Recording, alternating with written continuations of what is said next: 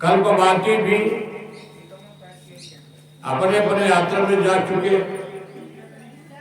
तीर्थ पुरोहित जो भी रहते होंगे मेला दुकान का अपने अपने आश्रम में चले जा चुके। पर जरा सा विचार करिए कि अभी भी प्रयागराज का कुंभ अभी भी रेलम रेला चल रहा है। अभी 26 जनवरी तक था और आज पेपर में आया योगी सरकार 4 मार्च बढ़ा दिया कुंभ।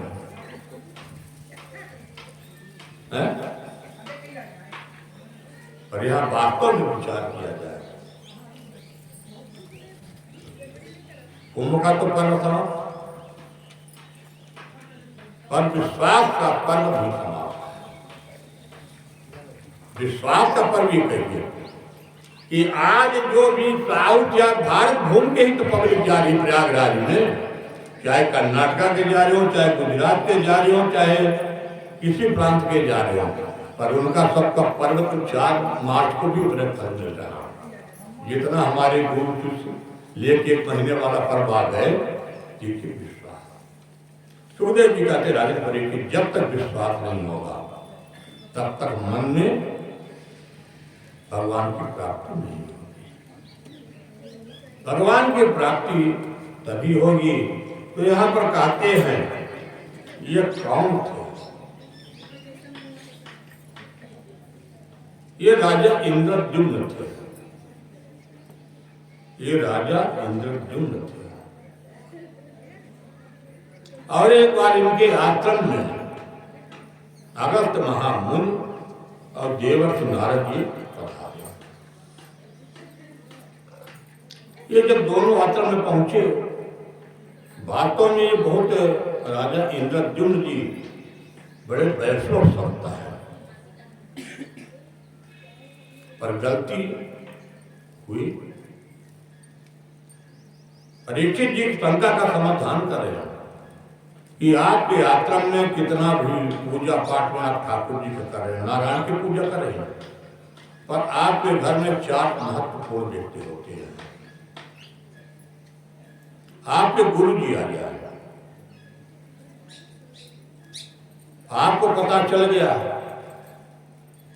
तो उस समय भी अपने पूजा में हल्का सा विराम देते, जल आचमनी गिराकर भगवान से क्षमा याचना करके प्रथम गुरु की पूजा करना चाहिए।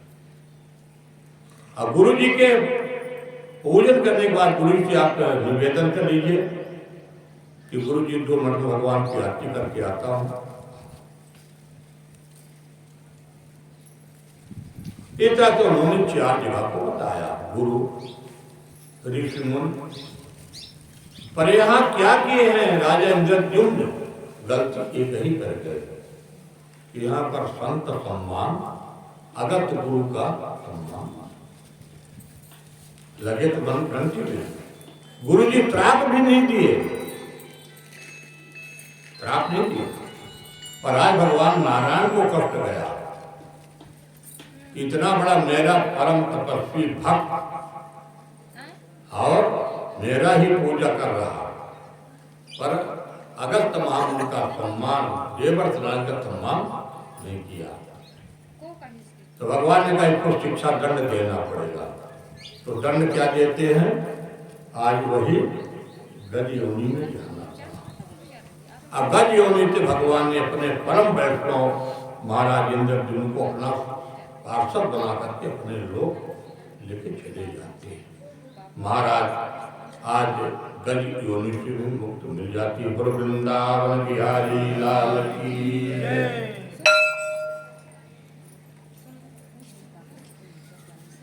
सुखदेव जी कहते हैं राजन परीक्षित, अब आपको समुद्र मंथन की आज भगवान का फिर जन्म तक पहुंचना है, अर्थात नाट्य मांगल भी है ना, तो आपको जाना पड़ेगा ना।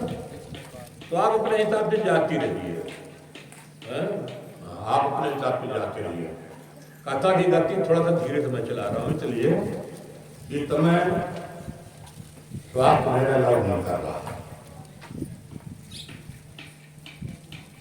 अब ये तो अपने शिष्य परिवार का मोह है कि चलो भाई बैठे बैठे भगवान कथा तो करना है, इसलिए जब आपको जाना होगा तो आप समुद्र मंथन की कथा सुना रहा हूं। आज अपने आप को चलना है भी भगवान के जन्मोत्सव। समुद्र मंथन में एक बार देवराज इंद्र अपने ऐरावत हाथी पर बैठ करके और उसी रास्ते से निकले।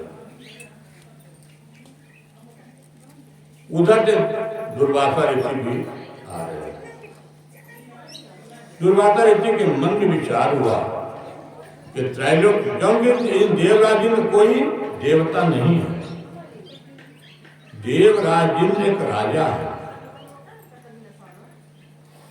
इतना 14 मनवंतर चल रहा है, 71 मनवंतर होते हैं, 71 मनवंतर में अभी 14वां मनवंतर चल रहा है। देवराज इंद्र से मुलाकात दुर्वासा ऋषि से हुई और दुर्वासा ऋषि अपने गले का माला उतार करके और देवराज इंद्र को पहना दिया। तो देवराज इंद्र अपने मन में विचार किया कि कहा महात्मा मत त्रैलोक का अधिपति राजा, मेरा जूठा माला ऐरावत हाथी के सिर पे डाल दिया। हाथी ने उस माला को सूंड से तोड़ करके अपने पैरों पर राउंड करके और नष्ट कर दिया। आज देवराज इंद्र के त्रैलोक का एक संत के दिया हुआ प्रसाद का प्रमाण हो गया। एक राजा के माध्यम से और एक संत भगवान, वो भी संत कौन? दुर्वासा ऋषि। जिस दुर्वासा ऋषि से सारा त्रैलोक थर थर कांपता है, आए थे दुर्वासा ऋषि के आज वहां पर यहीं पर मौका मिल गया। किसको? राजा बलि। अब देखिए फर्क, दैत्य लोग अपने गुरु जी की खूब सेवा करते हैं, ऐसे सेवा कर, आप भी सेवा करते हैं, ऐसा नहीं। पर जब दैत्यों को कुछ लेना होता है तो लेने के लिए गुरु जी से ही प्राप्त होगा। तो आज राजा बलि ने मन में विचार किया कि गुरु जी अच्छा मौका है, और आपने कहा था कि समय की प्रतीक्षा करो, एक बार मैं तुमको त्रैलोक के अधिपति बनाऊंगा। तो गुरु जी बस मेरी इच्छा मौका है, करवा दीजिए। गुरु जी कहे ठीक, जाओ तुम्हारी इच्छा है। तो तुम यदि राजा बनना चाहते हो, त्रैलोक के अधिपति देवराज इंद्र का पद लेना चाहते हो, तो जाके कब्जा कर लो। गुरु जी का आदेश हुआ। अब शिष्य लोग अपना दंड का मंडल बांधे, डंडा उठाए, जाके त्रैलोक के अधिपति को कब्जा कर लिया। त्रैलोक के अधिपति जब राजा बन गया, अब यहां विचार करिए, यदि आपके घर का बालक कभी दूसरे को एक गिलास जल न दिया हो, अब बाबा जी का हुक्म हो गया हो कि बेटा लाओ, अतिथि आए, एक गिलास जल दे दो, तो बड़ा मुश्किल जाता है, वो भी दूसरे को बोल देगा। यही हाल हुई देवराज इंद्र की। राजा बलि ने जाकर के बंदी बना करके खूब सेवा कराने लगा। कहा कि चलो अब खूब तुम्हें अभी तक मलाई छाना है, अब तुम मेरी सेवा करो। सेवा करते करते देवराज इंद्र, ब्रह्मा, मरुदगण तक थक गए। अरे गुरु जी थोड़ा कठोर शासक है। भगवान ने कहा चलो भाई, अपने करने का फल तुमको मिलेगा, पर व्यवस्था करूंगा, थोड़ा सा समय की प्रतीक्षा करना हो, समय की प्रतीक्षा करना पड़ा। आज भगवान ने समुद्र मंथन का उपाय बताया। कहते हैं समुद्र मंथन करो, और समुद्र मंथन में जाकर के राजा बल से मित्रता करना पड़ेगा। मित्रता क्या करना पड़ेगा? कि समुद्र से निकली हुई जो वस्तुएं हैं, तो आपस में प्रेम से बांटना पड़ेगा। और मैं आपकी पूर्ण रूपेण से सहयोग करूंगा। कहा ठीक। सभी देवता मिल करके जाते हैं और राजा बल से मित्रता कायम करके समुद्र मंथन का प्रस्ताव रखते हैं। राजा बल ने कहा कि ठीक है, समुद्र मंथन का कार्य होगा, पर आज नहीं, कल मैं तुम्हारे प्रस्ताव पर विचार करूंगा। अब एकाएक तो नहीं होगा। सभी लोगों ने कहा कि ठीक है। कहते कि भाई देखिए, जो भी रत्न निकलेगा समुद्र मंथन से, उस मंथन का आधे भाग मेरे पक्ष में रहेगा, आधे पक्ष कह ठीक है भाई। भगवान ने मंदराचल पर्वत को हरणी बनाया, बासुरनाथ को रस्सी बनाया। जितने भी संसार के औषधियां हैं, सारे औषधियों को भगवान ने समुद्र में डाल दिया। सुखदेव जी कहते राजन परीक्षित, इतना बड़ा पर्वत कौन उठा सकता? पर भगवान नारायण ने अपने गरुड़ पर बैठाए और भगवान ला करके उसको डाल दिए, मंदराचल पर्वत को उठा। रस्सी बनाते हैं बासुकीनाथ, क्योंकि बासुकीनाथ सबसे जहरीला सर्पों की उम्र में सबसे जहरीली, बाकी ये सर्प थोड़े सर्प कहलाते हैं। समुद्र मंथन का कार्य प्रारंभ हुआ और समुद्र मंथन के जब कार्य प्रारंभ हो जाता है, भगवान ने समझा दिया था कि लड़ाई झगड़ा मत करना। तो पहले देवताओं ने कहा और दैत्यों ने कि भाई देखिए, मैं इस बासुकी नाग का पूंछ नहीं पकड़ूंगा, मेरे कुल में अमंगल है। जैसे अभी भी एक भ्रांति समाज में होती है ना, किसी बच्चे को उपनयन करना होता है तो जुगाड़ लगा लेते, जब इसका काज होगा तब फिर इसका, ऐसा कहीं शास्त्रों का प्रमाण नहीं है। कालांतर में कुछ हुआ रहा होगा, इसलिए कथा भागवत होती है। अब भागवत भगवान से बढ़ करके कलयुग में कोई बड़ी यज्ञ नहीं है। एक समाज में भी एक भ्रांतियां है। हम तो महाराज यह तो देखते नहीं है। कुछ जगह क्या होता कि यज्ञ मंडप के अंदर उपनयन संस्कार नहीं होता, होगा उसके लिए फिर अलग से मंडप बनाते हैं। ये भी ऐसा नहीं होना चाहिए। मैं उसकी भ्रांति को ऊपर प्रमाण देकर कह रहा हूं। हमारे यहाँ भी एक था, मैं आपके गुरु मैं बता रहा हूं, हमारे यहाँ भी एक सिस्टम था, कालांतर में रहा होगा पूर्वजों का।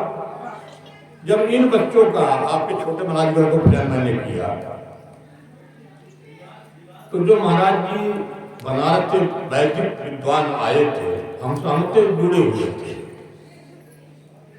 जिस दिन उपनयन था, मुहूर्त था, इन लोगों का बड़ा विचित्र। प्रथम यज्ञोपवीत 4:30 बजे सुबह, 4 बच्चों को उपनयन था, 4:30 बजे प्रथम यज्ञोपवीत हो जाना चाहिए। अब आप सोचिए, 6:30 बजे यज्ञोपवीत कोई साधारण काम नहीं है। यहाँ तक चाहिए, गुरु जी हमसे पूछे, हमने कहा कि गुरु जी हमको ज्यादा नहीं जानकारी है, पिता से आप पूछ लीजिए।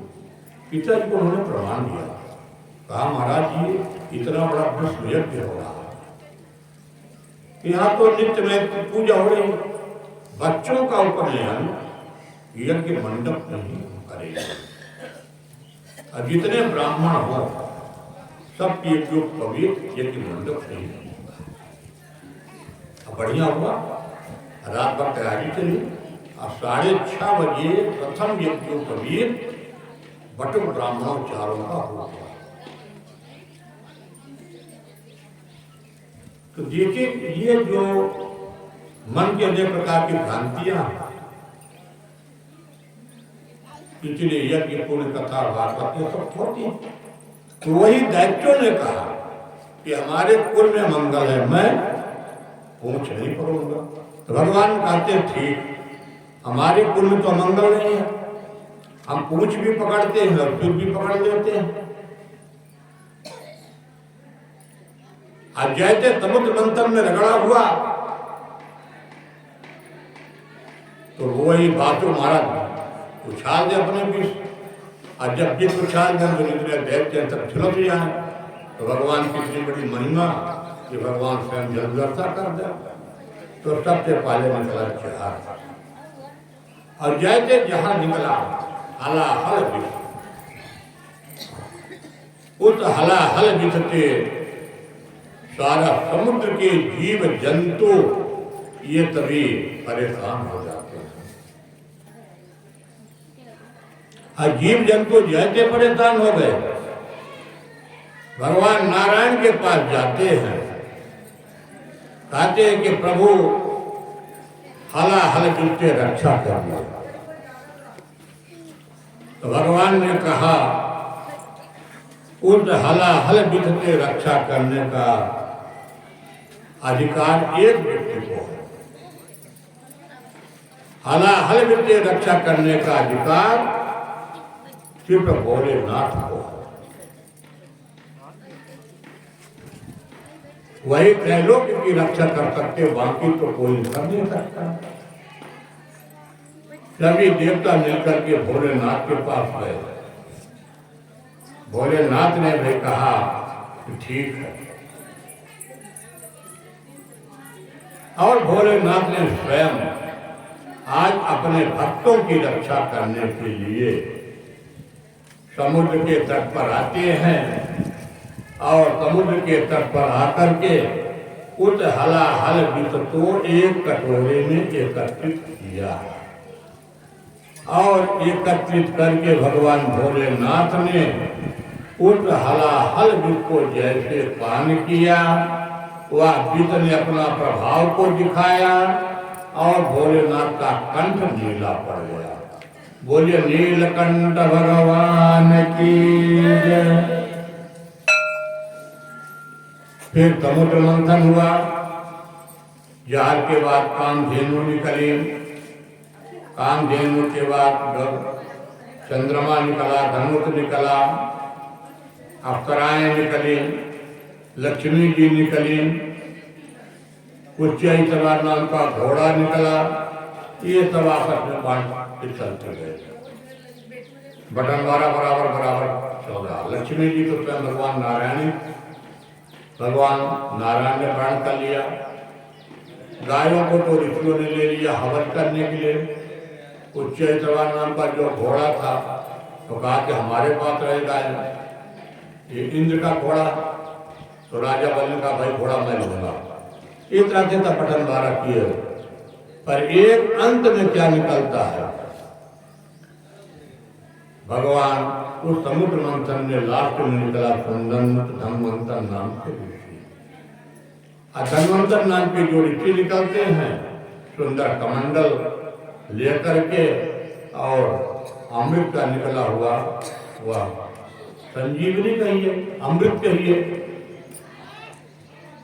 और अमृत जो लास्ट में निकला तो सभी दैत्यों ने मिलकर के कमंडल को छीन लिया। अब जब कमंडल को छीन लिया, अमृत कलश को घड़ा को छीन लिया, तो बेचारे दैत्य तो विजयी, और इधर सभी देवता निराश हो गए, भगवान के शरणागति हुए। भगवान ने कहा चिंता क्यों करते हो? तो भगवान ने क्या करते हैं, क्या बढ़िया भगवान ने अपना दिव्य स्वरूप बनाया, मोहिनी का रूप बनाया। और भगवान ने मोहिनी का रूप बना करके बढ़िया छम्मक छैला अपना लेकर के वो नाच करते हैं। भगवान जो संसार के चर अचर चराचर को मोहित करने वाले दैत्यों की एक मन जाकर भगवान ने मोहिनी रूप में भ्रमित कर दिया, और दैत्यों ने ले जाकर के भगवान को वह कलश समर्पित कर दिया। और जैसे कलश, तो भगवान ने कहा भाई देखिए कभी भी अपरिचित व्यक्ति को अपना सामान नहीं देना चाहिए। हमारे आपका कोई परिचय तो है नहीं, मौनी रूप भगवान कहते हैं और ये अमृत कलश आप हमको दे रहे हैं, तो इसमें क्या अच्छाई है। दैत्यों ने कहा कि मेरा विश्वास है कि आप, मेरा विवाद है आपसी देवताओं का, तो आपने इस विवाद को सुलझा दीजिए। भगवान ने कहा चलो ठीक। भगवान ने समय दे दिया। अब भगवान ने समय दे करके सवेरे सुंदर वस्त्र पहन के आते हैं, परिधान पहन के आते हैं, पंक्ति पड़ गई। अब जब पंक्ति पड़ गई, एक तरफ दैत्य और एक तरफ, पर इस बीच में जहां पर सूर्य चंद्रमा बैठे हैं, उसी के बीच में राहु केतु घुस गया। राहु केतु को मालूम था कि यहाँ पर कुछ न कुछ कालाबाजारी चलेगी। तो भगवान ने कहा भाई तक को ये बताओ कि पहले बढ़िया गुलाब जामुन में परसाई नीचे का सीरा पियोगे कि गुलाब जामुन खाओगे? उसमें यही तो था। क्या था मंथन में? नीचे नीचे पानी था। तो भाई यदि दाल को आप चला देंगे तो बढ़िया बराबर मिल जाएगी, गाढ़ा हो जाएगी, और नहीं चलाएंगे तो पानी अलग रहेगा, दवाइयाँ अलग रहेंगी। तो भगवान ने कहा कि क्या चाहिए? तो कहा कि नहीं प्रभु ठीक है, आप जो निर्णय ले लेंगे वो हमको सब मानने हैं।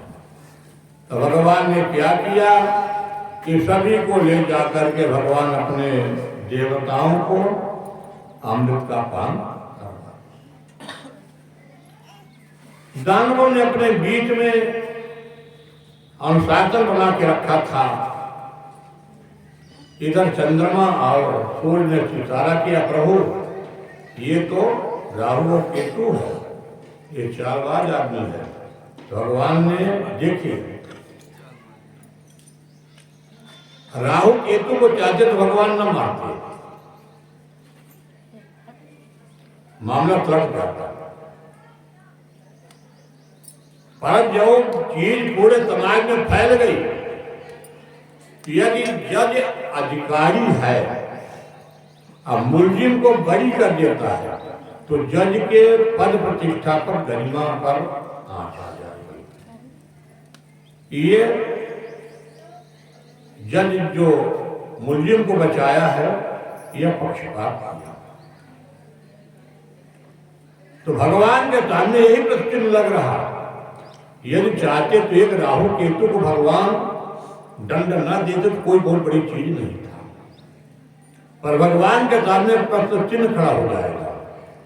तो देव जी कार्यराजन परीक्षित को समझा रहे हैं कि देखिए भगवान ने यहाँ पर न्याय नहीं किया, इसलिए भगवान ने सुदर्शन चक्र के माध्यम से उस राहु और केतु को सिर को धड़ से अलग कर दिया। पर भगवान के उस अमृत से निकला हुआ जो अमृत था, आज वह राहु केतु ने प्राप्त कर लिया, पी लिया, इसलिए उसका इतने से धड़ उधर अजर अमर हो गया। इसलिए देवासुर संग्राम हुआ, और देवासुर संग्राम में फिर पुनः समझौता हुआ, और समझौता होकर के, क्योंकि गुरुओं का भी तालमेल नहीं खाता था, हैं दोनों भाई भाई का हिस्सा में बंटवारा हो गया था। तो कहते कि भाई जगपत महाराज जी देवताओं के गुरु हैं, और शुक्राचार्य का भाई जिसके पास माल पानी लेगा मैं उसको ले लूंगा, है? तो दैत्यों के गुरु बन जाते हैं शुक्राचार्य जी। इस तरह से आज पुनः देवासुर संग्राम का विराम हुआ, और उस देवासुर संग्राम के विराम के बाद राजा बलि ने अपना इंद्रलोक नहीं छोड़ा। इंद्रलोक का अधिपति वो जमा करके रखे भी है। सभी लोग जाकर के कहते हैं कि प्रभु इतना कुछ मेहनत किए, समुद्र का मंथन किए, अभी भी बाहुओं का दर्द नहीं जा रहा। अब जिस पद के लिए वही दुर्दशा हमारी फिर हो रही है, क्योंकि प्रभु ने यहाँ पर सुखदेव जी ने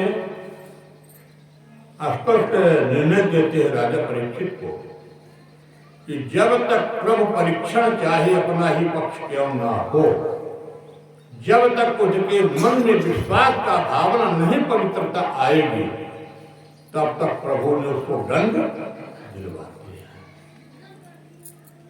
आपकी विश्वास की भावना, विश्वास तो फल जाएगा। कितनी बड़ी बड़ी बड़ी घटनाएं हो जाती हैं और आदमी 2 मिनट के बाद वो घटनाओं को भूल जाता है, अपने पुनः कार्य में लग जाता है। यह सांसारिक नियम है। तो जब जाकर के देवताओं ने कहा तो भगवान ने कहा कि नहीं, आप लोग चले जाओ अदिति माँ और महामुन कश्यप जी, इनके शरणागति लो। इनके शरणागति में भी आओगे तभी तुम्हारा इस संसार से कल्याण होगा। सभी देवता लोग आज महामुन कश्यप जी के पास गए, अदिति माँ के पास गए। अब भगवान ने स्वयं समझा के गया कि मैं आपके पुत्र बनकर के आऊंगा, बट ब्राह्मण भगवान। आज कश्यप जी पयोव्रत का विधान बताया अपने पत्नी। ये फाल्गुन माह के शुक्ल पक्ष प्रतिपदा से लेकर के और त्रयोदशी के दिन, द्वादशी के दिन तक यह व्रत करता है। इसको कहते पुंसवन व्रत। हमारे भागवत भगवान में स्पष्ट है कि जिसको पुत्र की प्राप्ति न हो और इसको सभी थे पुंसवन व्रत का विधान से पूजन किया जाएगा तो नारायण की कृपा से अवश्य की मनोरथ की पूर्ण होती। ब्रह्म मुहूर्त में उठना और स्नान करना और बढ़िया परिधान को पहनना, और इसमें प्रयोगव्रत में नारायण की पूजा बताई गई है। भगवान नारायण की ही पूजा होती है। भगवान नारायण के खीर की आहुति दी जाती है।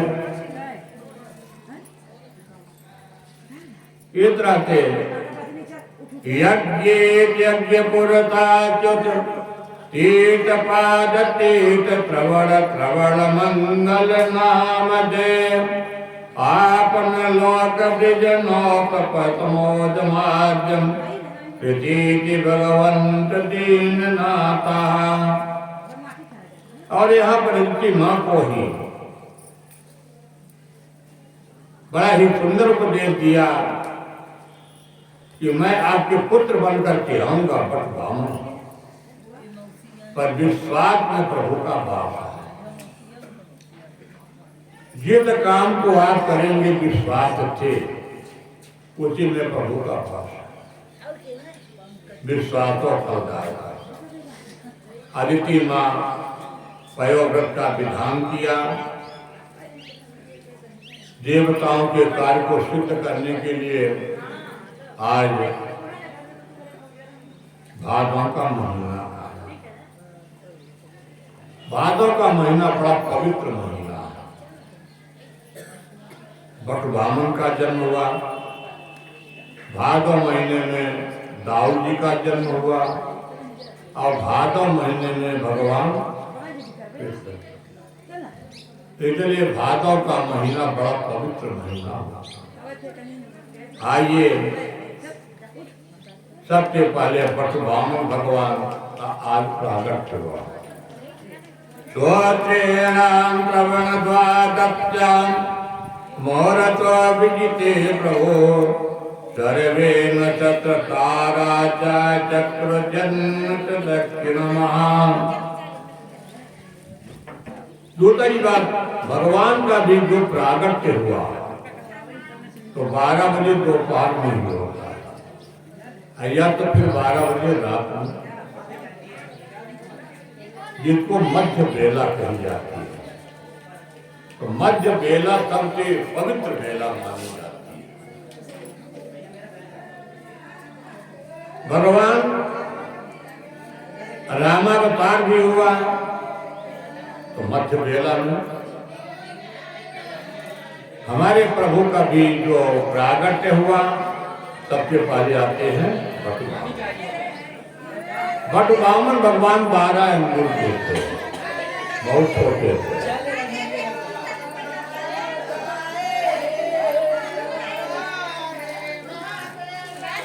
अजित में बटुवामन भगवान माँ अदिति के आश्रम में द्वादशी तिथि ठीक 12 बजे भगवान नारायण का प्रागट होता है। बोलिए बटुवामन भगवान की जय। भगवान की बड़ी सुंदर छाप, बड़ी मंगलमय गीत होती है। सभी आकाश मंडल में गंधर्व इत्यादि एकत्रित होकर के भगवान की सुंदर स्तुति की गई। भगवान कितने थे? मुट्ठी भर के तो थे, बटुवामन भगवान मुट्ठी भर के थे। छोटे छोटे चरण, छोटे छोटे भगवान के हाथ, बढ़िया गोल गोल टमाटर जैसे लाल लाल उनका मुख, क्या पूछना है। इस तरह के आज देवताओं ने आकर के बटुवामन भगवान को सुंदर यज्ञोपवीत किया। माता ने कौपीन दिया, पिता ने माँ पार्वती जी ने भिक्षा पात्र दिया और बटुवामन को सुंदर छाता चढ़ता बना दिया गया। और बटुवामन भगवान भिक्षा पात्र लेकर के, छाता डंडा लेकर के, और बटुवामन भगवान जाकर के सुंदर